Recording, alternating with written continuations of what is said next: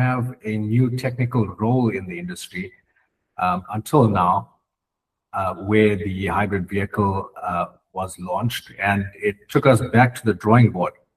And at this point, we, started a new chapter, started learning vehicles from the ground up once again. Although I was a master technician, I still had to go back and relearn the vehicle because of this new electrical concept. So the platforms are quite different between a standard ICE vehicle and a electric or hybrid electric vehicle. And there are a lot of safety protocols which need to be followed when working on these vehicles. And this is something we also train candidates on at ChrisnelSA. It's a very important part of the training, a very important part of the qualification process to be able to handle high voltages in an electric vehicle. So these practices are performed throughout the industry, irrespective of the brand of vehicle.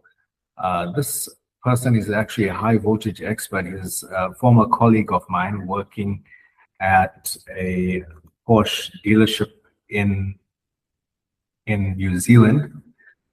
And we can see their practices are quite similar to what we train our candidates on. And we have been involved in training at OEM level throughout South Africa, but particularly right here in Pretoria as well with the Ford Motor Company, where we also trained them and got them to reach the required standard to work on high voltage vehicles. So this has been quite an exciting journey for me to join ChrisnelSA and to engage with youth and to engage with the public and offer our expertise and advice. We have trained a number of people over the last few years, and we're excited to know that a lot of people find our training really engaging. And if there's any further information that anyone requires, you can always contact us by email, and we're happy to answer any questions that you have.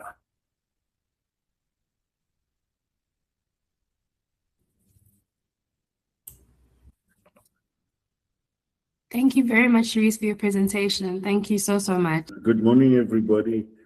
And thank you to my esteemed colleagues for your wonderful presentations, guys.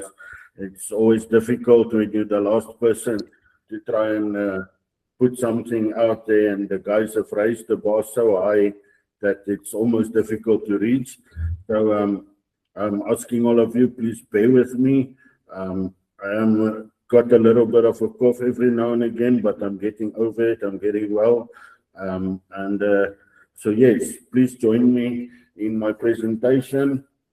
Today I'm taking us through the new path of the green mobility or green power or cleaner power. So what I basically want to say is, yes, about myself quickly, I am an auto electrician. I am qualified in the year 2020, in the year 2000, and I am currently working as an EV trainer at ChrisnelSA. So today, I just wanted to draw our attention back to what we are currently busy with and the whole shift to green mobility and green environmental concerns or environmental movements. And so I just want to kind of draw your attention away from the normal, what we think we know when someone talks about green mobility. So when we hear the phrase green mobility, we always think of electric cars or charging stations or someone that is trying to reduce some carbon emissions for saving some kids in the future, or trying to save the planet for 20 years down the line. So yes, these things are important, but today I kind of want to pull our attention a bit closer to home. I want to try and introduce you or show you my point of view, the way that I see greener mobility as a way forward, but it's not as something that is happening in the distant future, but something that is happening today. So it is for us, green, for myself, what I want you to think of is that green mobility is not just a way to try and protect the environment, but it's a chance to restart our communities. It's a chance to restart our economies, a chance to create new jobs and new opportunities for young people searching for meaningful work. I just want to talk about something that many of people overlook in this green mobility thing. In South Africa, it's not part of our culture, but it's something that I kind of want to introduce, but it's also something that we are busy introducing in our new training programs with our new training facilities. And therefore, I want to draw your attention to something, and it is very overlooked.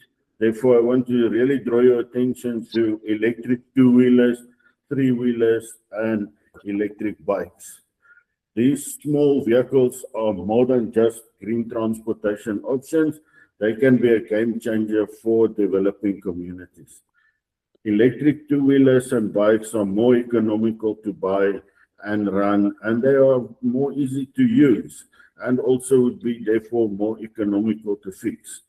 They can help people save money on travel to get to jobs, to schools, to markets that may have been too far or too expensive to reach before.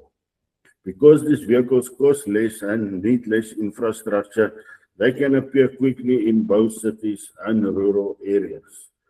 So this opens our chances for people to start small businesses like taxi services or delivery services with less money needed upfront.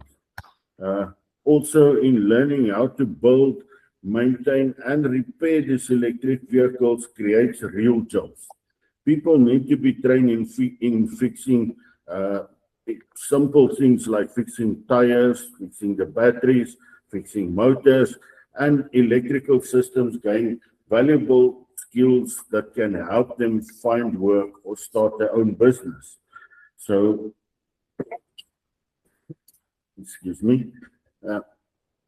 In this way, electric two-wheelers, or as we refer to them as electric vehicles, they still count as an electric vehicle because they transport people.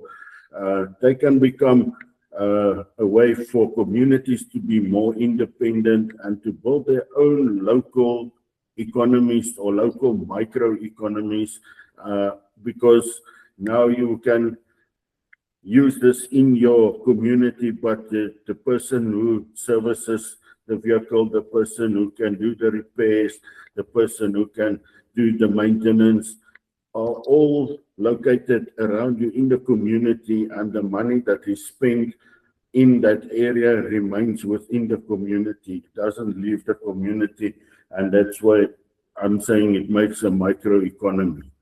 The way that and this way, it is an easy way for people to start making a better living. Guys have the skills, even if they do it as an extra to add.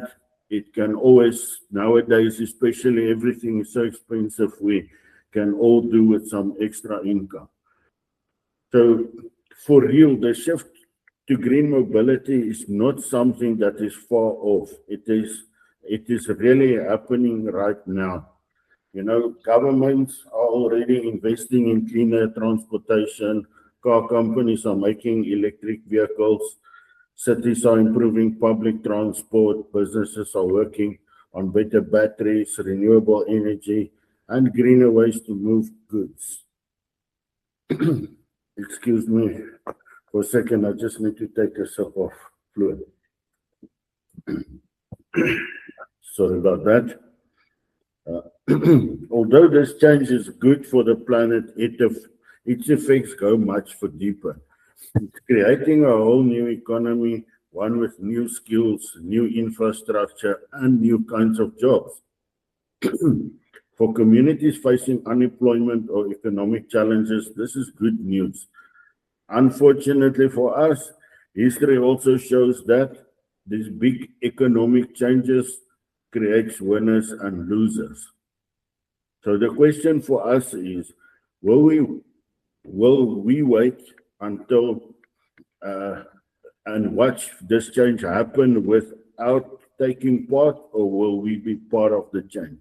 And will we put ourselves in such a way that we can benefit from this? Green mobility needs to be seen not only as a way to protect the environment, but also as a way to help communities grow and develop. So just to say that, because we don't really have that many people who is interested or who is using this communities, I have put together a couple of pictures to show you. Let me just share my screen with you guys. Oh, there we go.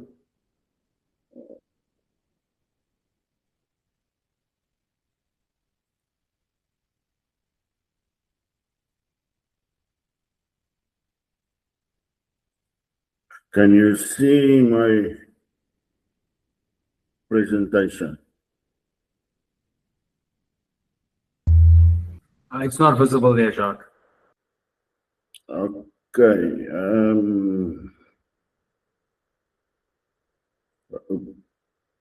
Let me quickly try and figure out what am I doing wrong here.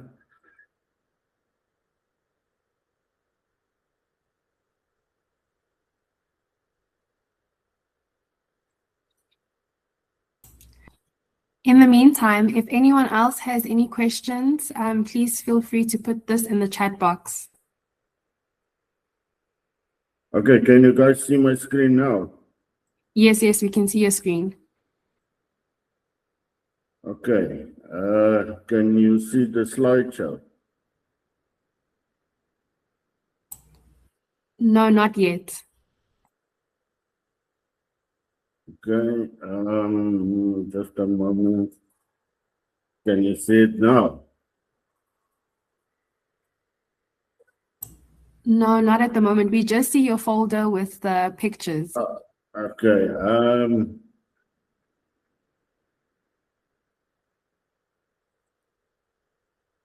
if I open the pictures, can you see the pictures?